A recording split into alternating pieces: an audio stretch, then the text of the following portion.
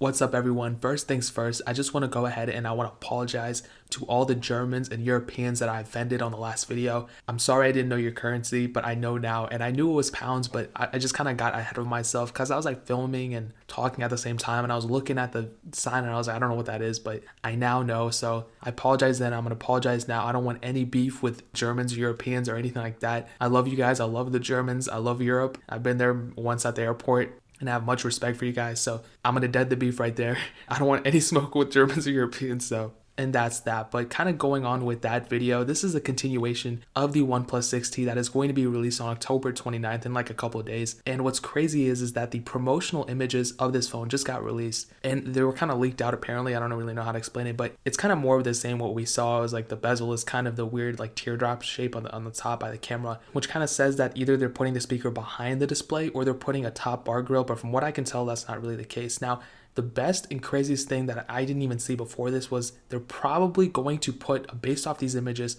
they're going to put a fingerprint sensor embedded in the display, which is insane. Because if you think about it, if a OnePlus is going to do it, that automatically pretty much means that Samsung is going to do it, which will pretty much push Apple to push a Touch ID back into the display somehow into the next iteration of iPhones, because Apple doesn't want to be like that behind. So if OnePlus does take the initiative to put this in their display, it only means that most manufacturers, the big ones, are going to go and start pushing this into all the displays. So we're still going to have a fingerprint sensor in the display without even having to have it on the back of the phone or whatever, which is super crazy. And I've made some renders of what I think the OnePlus 6 is going to look like based off what everyone else has been saying and these leaks. But I do want to say yesterday the specs did kind of get released a little bit. And before we thought it was a 12 megapixel sensor on the back, but they're actually keeping the 16 megapixel sensor and 20 megapixel sensors respectively. The main one's going to be 16 though, so just kind of keep that in mind. But we are going to be able to shoot 4K at 60 frames per second as well. And the display, like I said, is still going to be the same type of bezel. I think we're going to have the same bezel on the bottom,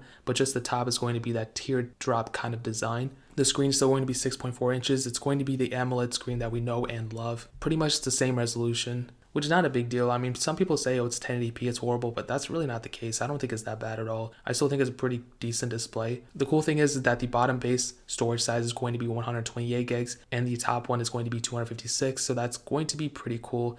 There's no headphone jack on it, which is expected at this point. And I'm pretty sure they're going to do either 6 gigabytes of RAM or 8 gigabytes of RAM. Again, 6 for the 128 variant and 8 for the 256, so kind of going back and forth there. But I still think 6 gigs of RAM is perfectly fine. Now, the battery size did increase a little bit according to these specs. We have a 3700 mAh battery now, which is a little bit up from last year, so that's super cool. We're going to be expecting better battery life. I don't think the specs have changed that much according to like just what's inside. I think it's more so the hardware thing, and I think the fingerprint sensor thing alone would make a lot of people kind of jump to it, because that is the newer technology. And if phones are doing it now, that only means that more phones and phone manufacturers are going to start doing it in the future. So I believe you're still going to be able to do like face unlock and stuff like that with the OnePlus 6T. With my OnePlus 6, I had a very good time owning it. I mean, I still have it. It's a really cool phone, and I literally cannot wait for the OnePlus 6T to come out, because this can be huge. Like I said, if this phone starts it, and this is like a budget phone, kind of in a way, then that means more phone manufacturers are going to start doing it in the future as well. So I guess we'll see in a couple more days, but again,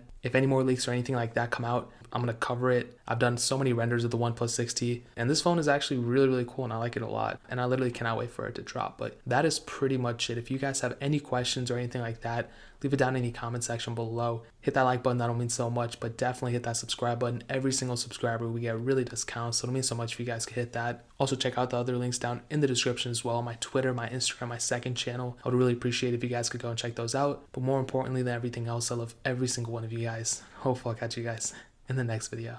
Peace out till then.